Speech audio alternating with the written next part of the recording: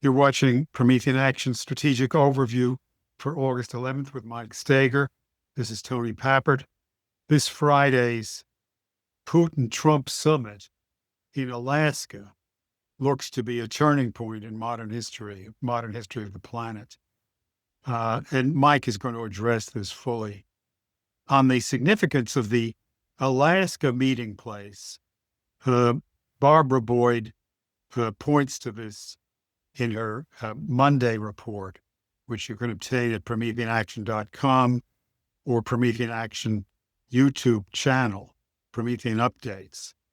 Alaska was a Russian possession until the U.S. purchased it under Andrew Johnson in 1867 for about $7 million. It has been for well over a century the site of projected great projects of U.S.-Russia collaboration, especially a tunnel or bridge, most recently, I think, a tunnel linking the United States and Russia, and thereby linking the New World and the Old, linking America with Asia and through Asia with Europe beyond it. This project was planned for by patriotic Americans and Russians from the 1890s to the present. Lyndon LaRouche, who was the founder of Promethean Action, devoted significant attention to it, many writings, and he was a guest in absentia at a conference on the Alaska-Russia projected link, which was also attended by Kirill Dmitriev, who is the Putin special representative for the U.S., the head of the Russian Direct Investment Fund, and one of the people whom Steve Witkoff met with in his trip to Russia last week. So as Barbara lays out, the Alaska setting is a very important aspect of the historic summit, which is to occur this coming Friday. So with that, let me give it over to Mike. Thanks, Tony. Yeah. So welcome. It's certainly a huge kind of change in the world. Yes, Victoria just posted here, and you can certainly type your questions into the Q&A box. We'd love to hear a lot of discussion tonight. I'm sure all of you are very excited about this. As you know, we've emphasized for months and months since Trump came back in that this relationship and Trump's approach, his very bold and direct approach towards gaining a dialogue with Putin, was just really, really foundational towards an entire different kind of world that reinforces the interests of the American people at home. And that there's a really important question there between how we view our foreign policy, which, as people in DC have probably snickered for decades, the American people have no clue what's happening in foreign policy. Well, to a large extent, maybe a lot of the American people didn't have a clue what was happening on most questions. They were just trying to survive and live. They wrote out the various financial bubbles. They thought maybe these things would work. They thought cheap goods and globalization might work. We thought defending ourselves after 9/11 by going to war in Iraq and Afghanistan would work. All of these kinds of things. But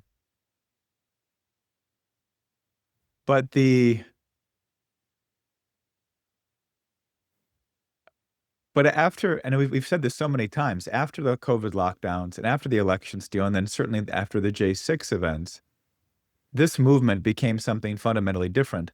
I've often referred in my own mind, and even on some of these discussions, that when MIT did a study on Facebook of the COVID skeptic community and kind of the COVID orthodox community, people that just believed all the things that the media and so-called experts were saying, and the people that were challenging it.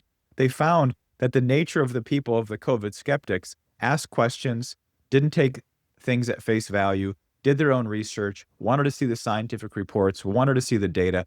There was an actual real engagement with these questions because people started to realize, if I don't start to take this into my own hands, I can't rely on the media, I can't rely on the experts, I can't rely on the politicians. And of course, if you asked people on any given day for the last 40, 50 years, do you trust any of these people? And I mean, maybe it'd be a 50-50 split at best for the experts.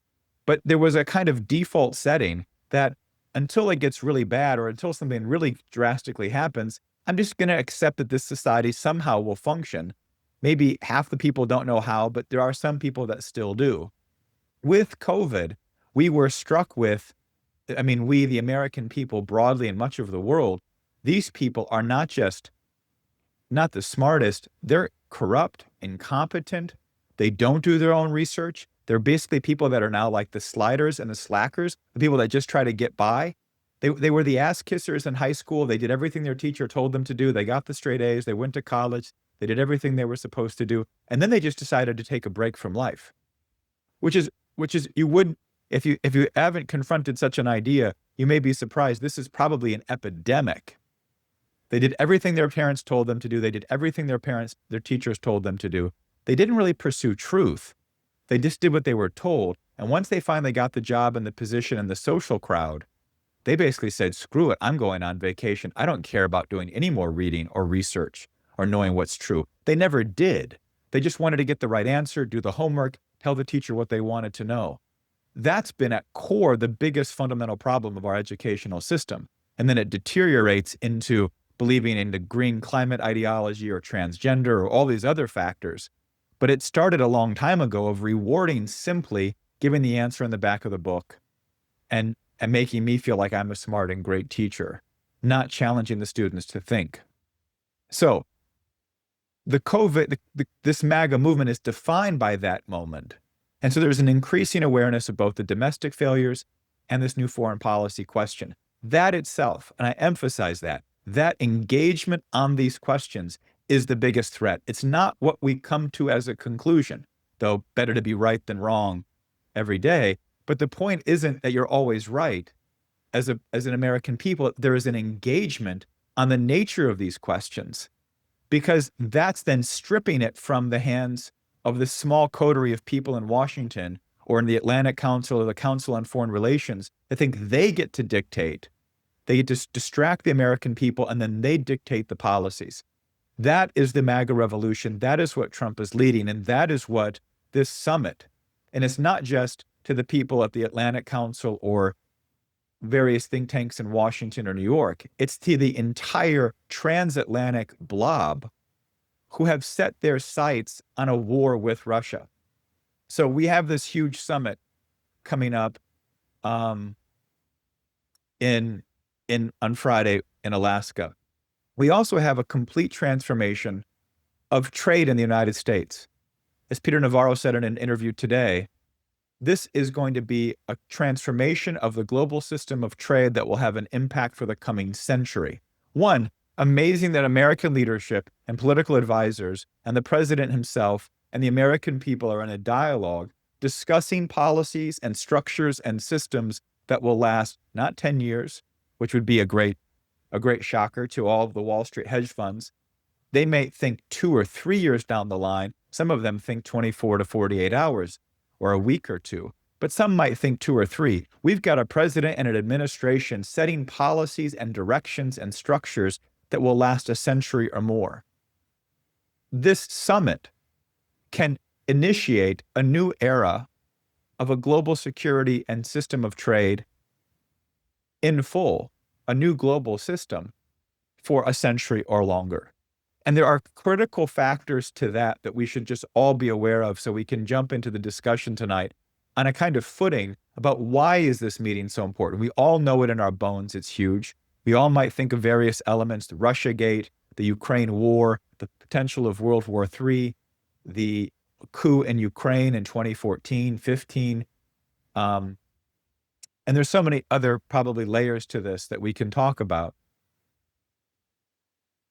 But what's also important is to kind of put this in framework of the world as it's been for the last century and what's happened over this last century. Because as much as we've been industrially gutted and our manufacturing has been broken down, and we feel the cultural effects and the effects on demographic collapse and family collapse and standards of living and mental health and drug addiction and all these other factors. The reality is that the United States has ushered in this last century, a new world order. And we've talked about this many times in the number of weeks, but I can't assume everyone's been on the call. And to me, it's just such a profound revelation for Americans to recognize that prior to World War II, the great majority of the nations on this planet, 80% of them, did not exist. If there's 120, 140 nations on the planet today, maybe a few more, but there are these small island nations or something. But 80% of them did not exist as nations in 1945. When Churchill and Stalin and Roosevelt meet in Yalta in early of 1945 to discuss the post-war order, because they had opened the Second Front and they were now coming in on Hitler from both sides. And we were marching through, MacArthur was marching us through the Pacific. There was a sense of reorganizing the world. But at that time, most of Asia was a colony of Britain, France, or the Netherlands. All of Indonesia was still a colony of the Dutch. Who knew? How many Americans today know that all of Indonesia, was it the fourth largest by population nation in the world, was a colony of the Dutch just in 1945? And it was a brutal colony, and it was under the Dutch control for 350 years of brutal control. This is why when Roosevelt tells Churchill, well, Franklin Roosevelt tells his son Elliot, it was because of the European colonies in Asia that enabled this. If you hadn't listened to Bob Ingram's class from 2 Saturdays ago, it was William McKinley who won the Spanish-American War and regained the Philippines. But there was a commitment from the very beginning to make the Philippines an independent nation. That was meant to happen even before World War II started by 1944. We had an intention to do that.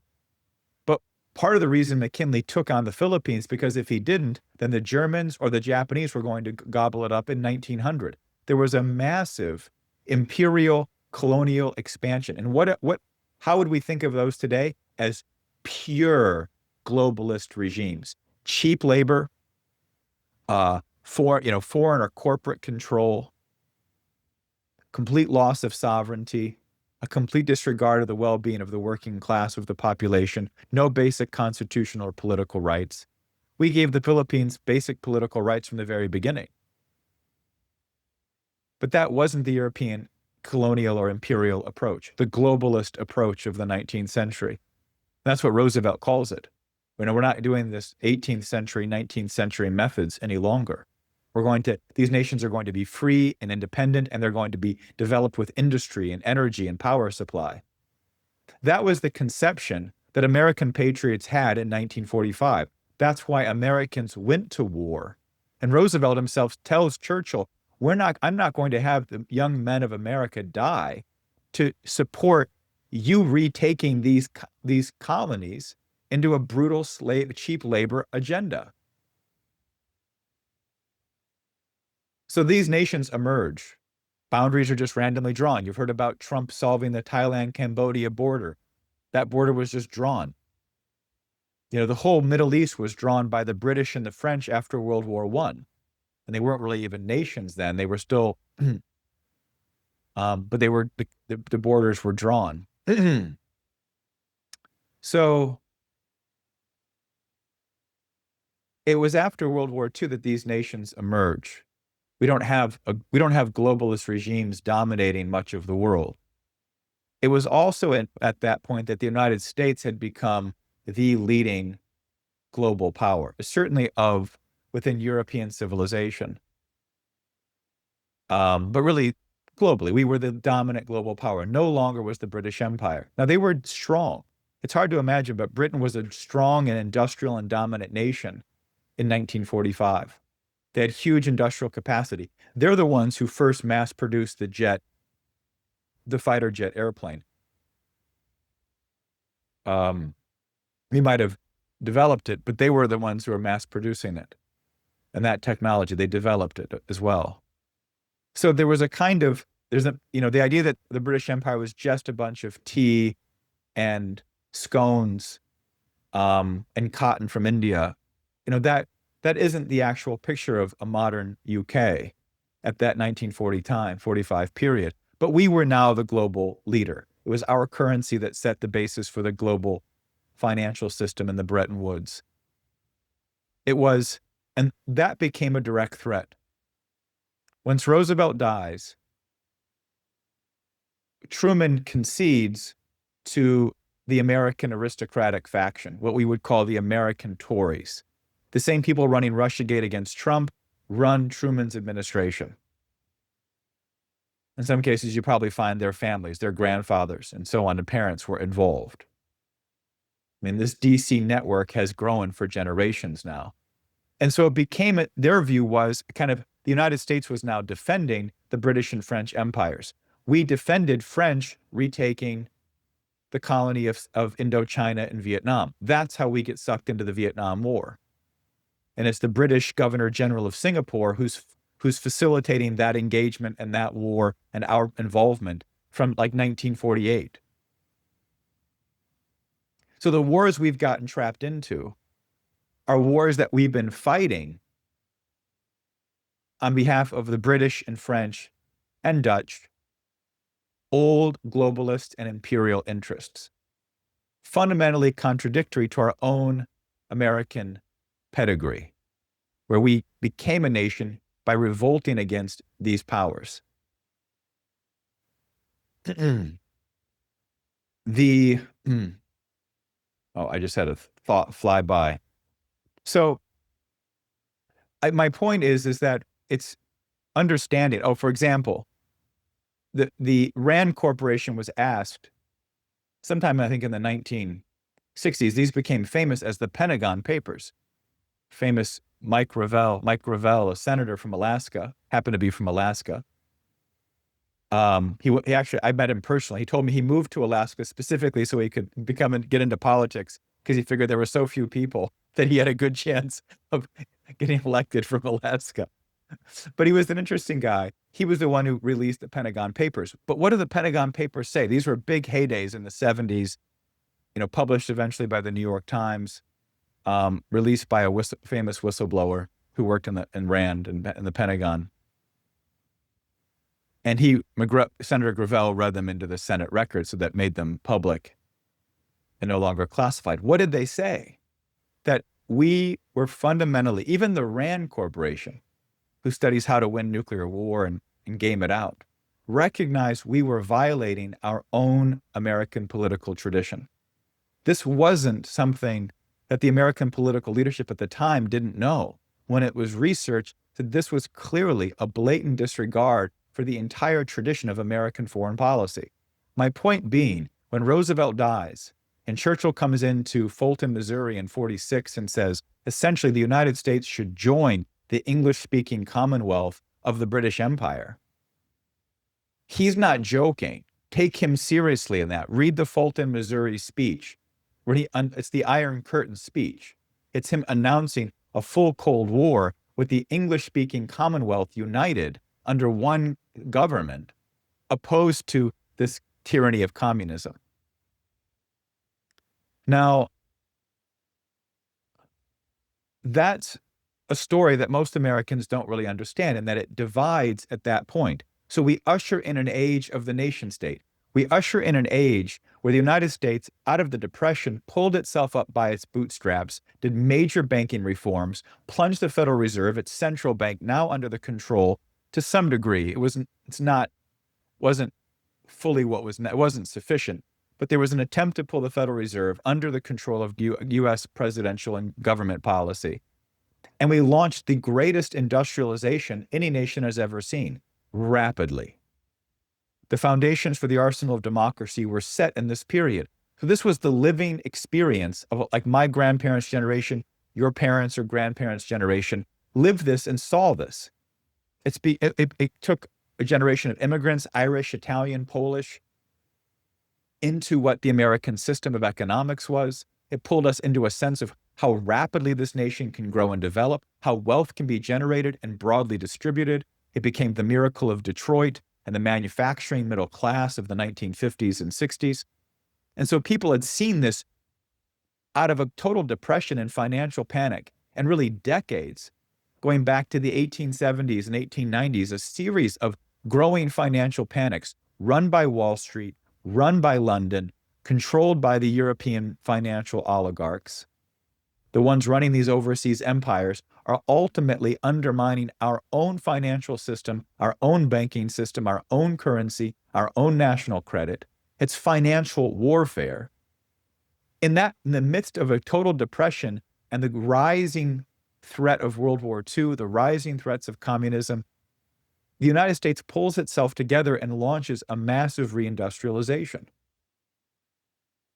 That's what happened under Roosevelt. That's how we became the arsenal of democracy. So this was a living part of what the United States was, from the standpoint of the globalists in Wall Street and in Washington, but in Brussels and in Paris and in London and in Amsterdam and so on. This had to be destroyed. But they couldn't fully destroy the United States, so it was far more kind of co-opting it, like a virus, right? They became a mental virus. People say, what do you mean by the British Empire? I mean, this outlook they seek to ways of infecting U.S. policy. They train people through the Rhodes Scholarships at Oxford and Cambridge. They look to influence things through the Council on Foreign Relations and the Atlantic Council. They begin to foster kind of dialogue with what they already had were entrenched institutions like Harvard or Columbia or Yale, who have been Tory factions going back before even the American Revolutionary War, where they supported the British governors before we even launched a revolution. These institutions have not been pro-American, pro-working class, pro-industry, or pro the American self-governing experiment almost ever. Not since the late 17th century, almost 300 years ago. Or more, almost 400 years ago, 350. My point being is that they deployed to shut this American experiment, that American system of economics approach, where all of a sudden, even plunged after decades of financial and financial despair, even though it was a great industrializing period in the late 19th century, early 20th century.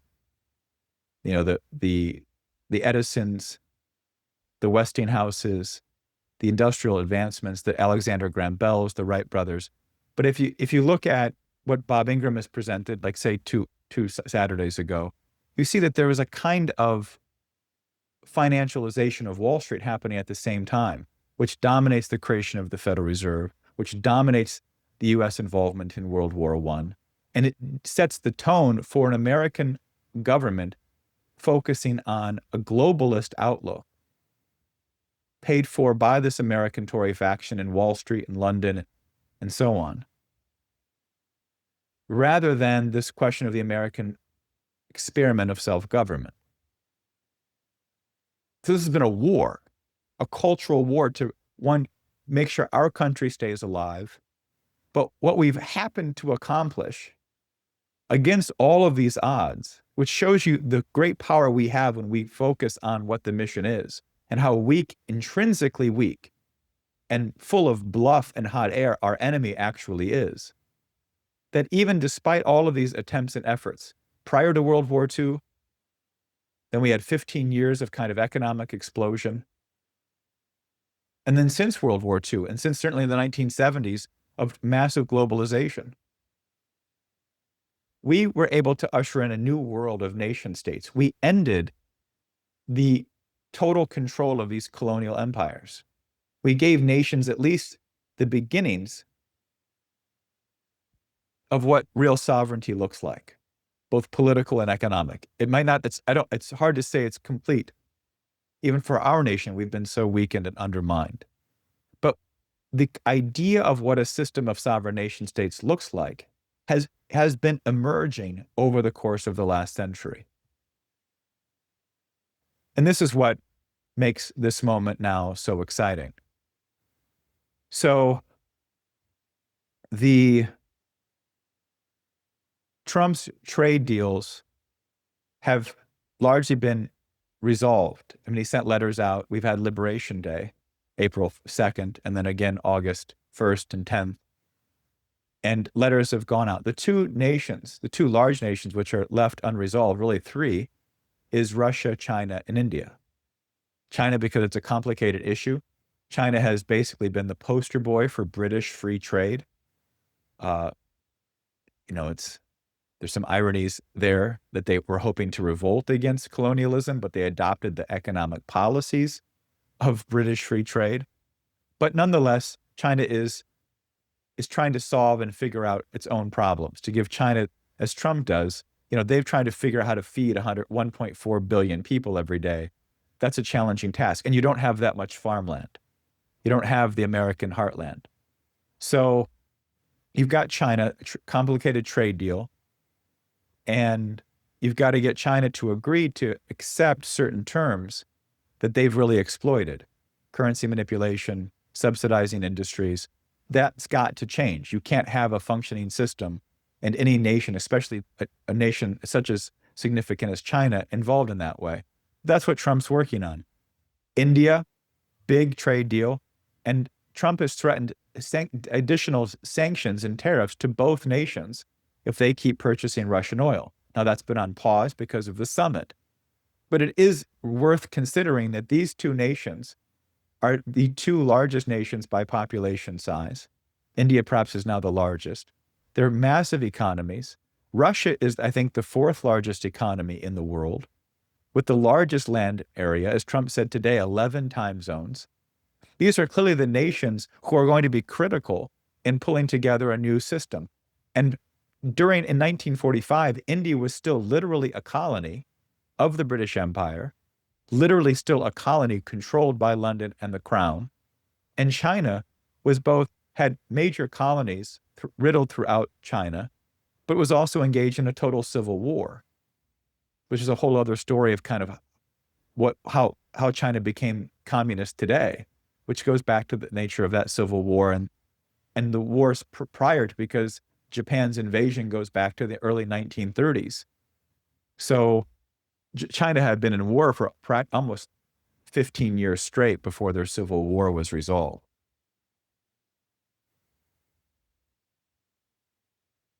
So I say all of that to say that the trade negotiations are an instrumental part of this entire picture and meeting. Because if Trump were to put 50% tariffs on, or 100% tariffs on India or China, that would have a huge impact on their trade negotiations. Now, do we need India or China? We certainly rely on China for certain things, there's no doubt. But is there any doubt that India and China are going to play a significant part in a modern world? They weren't the nations that benefited off of kind of the globalist free trade policies of the 18th and 19th centuries, where they just gobbled up the resources and production of people in Africa, Asia, and South America. But we didn't either, per se. That wasn't the American system. We built ourselves up. We had the resources internally. We built ourselves up. The great threat to these old colonial powers, the British, the French, and the Dutch, is that they don't have huge resources. They don't have huge populations. So they were able to compete and be global powers because of their ability to commandeer land and population and resources. Now they are still significant parts of civilization, and certainly intrinsic and highly valuable parts of the development of European civilization. But their political regimes don't see it that way. They're looking for pure monetary and financial wealth. So they have intrinsically seen nations like Russia, China, India, and the United States as a threat. But the greatest threat to the control of Europe has always been Russia. Because Russia is part of European civilization. Since the 17th century and Peter the Great, it had adopted much of European standards culturally, but also in technology, scientific education, industry, and warfare. They were pulling themselves up out of a huge century of warfare with the Mongols, what they call the Golden Horde. So Russia was kind of emerging in the 1600s to become now a major European power. And since that time, the British have recognized that the greatest threat to their control of the world, and that control of the world depended upon control of the ocean ways, but it also depended on the control of Europe. That Europe had to be controlled into a state of constant warfare, either supporting the British imperial policies or subjected to kind of internal conflict. And the leading threat to that power, as times has been France or Germany, but increasingly became Russia, because Russia had access to the entire Eurasian heartland of industry, of minerals, of resources, and in the industrial, of fuel, of oil, of coal, and in the industrial age, that was going to become a dominant factor. It made Russia intrinsically, if Russia was able to maintain European standards of industry and technology, maintain trade with advanced scientific nations like Germany, and have a growing population with infinite access of resources, it would become easily a threat to British globalist power. Hence the Ukraine coup, hence the war in Ukraine, because the question is, why do Obama and Biden, why do they give a care? Why does any American president care about the Ukraine to the point of going to world war? But it's not an American outlook. Those presidencies were subservient to this American Tory faction that adopted a British globalist and imperial view of how the world needed to be organized, including serving London and British interests. The EU is a British project. They left it, but they created the European Union project and forced Germany to comply with it at the fall of the Berlin Wall. That if Germany wanted to reunite, they had to accept British and French domination of Europe through the European Union. So this has been the beating heart of centuries of British geopolitics. And yes, you can say in World War I, they were an ally. It's always shifted to wherever the immediate threat was. Churchill was a rabidly anti-Russian politician, but saw an advantage of going to war with Germany and saw a growing political faction there, just similar to what they did in periods in the 19th century where Germany was a rising industrial power. And so that was more of an interest, of a concern to British globalist mentality than the immediate threat of Russia. But it's really a question of suppressing the collaboration of the nations like that. And Russia is far more of a potential dominant power if it has access to the advanced manufacturing technology of Germany. You could say the same thing for China and India in terms of control over Asia and influence in the world because of population size. This is why the British came up with things like British free trade or British Malthusian economics. How do you control and contract populations? So you say, my God, he's giving us an entire class on the history of this whole period. Why is he doing this? Well, I don't think you can possibly understand why this summit is forcing the entire European and globalist factions in the world today into apoplectic hysteria if you don't understand what Putin's Russia today represents. It is not like Stalin's, it is not communist, it is not atheist, it is not materialist, not as an overt ideologue. I mean, there are people in Russia that think that way. There are far more who think that way in the European Union than they do in Russia. But we all have that problem. We have many people in the United States who are that way. Most of them are PhDs in science, which isn't necessarily a good thing. But that's for a different discussion of what's happened to our scientific training.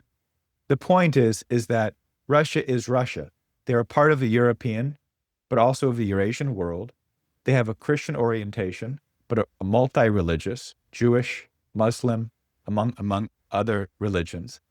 And the question today is, we are not at the end of World War II, where Russia has lost 30 million people, Europe has been devastated, Germany's been nearly destroyed. Much of Europe has been. And most of the nations of the world don't exist or are just coming into existence for the first time. We're in a position where nations have now gotten a sense of orientation of what a nation is, what it means. The Cold War ended 35 years ago, and nations like Vietnam have gone from severe backwards poverty to a rising modern industrial nation. Thailand is the auto-producing, Thailand has a Detroit, is the Detroit of Southeast Asia. Much of the Korean, Japanese, and other some US automakers are located in Thailand to serve what is a huge hundreds of millions of people population in Southeast Asia. So these things have now been taking place over the last 35 years. I mean, you could say that some people might argue that's the benefits of globalization. It's the benefits of real national development, far more. And so the meeting in Alaska, it's hard to say what will come of this. There are clearly I've seen Lavrov make a short statement where he said there have been discussions ongoing since even going back to July 3rd when Putin and Trump had a discussion and he called to celebrate our Independence Day, Putin did.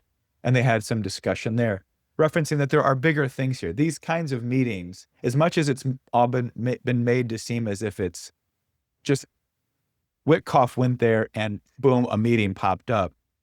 That isn't at all probably what happened. This has been a very serious focus to get these two leaders to meet. I think both had an interest in meeting as far away as possible from Europe and the European area of control, including the Middle East, because of course Saudi Arabia and the UAE would be likely candidates. But they're meeting in Alaska, and as Tony suggested, there is huge underlying historical meaning. One was Alaska's territory. They sold it to the United States. Why? Because at the time of selling it, their greatest political foe was the British Empire. The same thing is true, and why would the British get it? Because they controlled Canada and British Columbia. So they sold it to the United States at a great discount for political security, because the US and Russia have been consistent allies through our Revolutionary War, our Civil War, and then, of course, even World War II, and you could even include World War I. But in our Civil War and Revolutionary War, Russia intervened to threaten that if other European powers got involved, they would support in the case of the Civil War, the Union cause. So there's a rich, rich sense of meaning, but there's also a sense of, what does the world need today? We've got a growing, burgeoning population, and we're beginning to reindustrialize. That means you need resources. And where do the resources exist in the greatest abundance on planet Earth?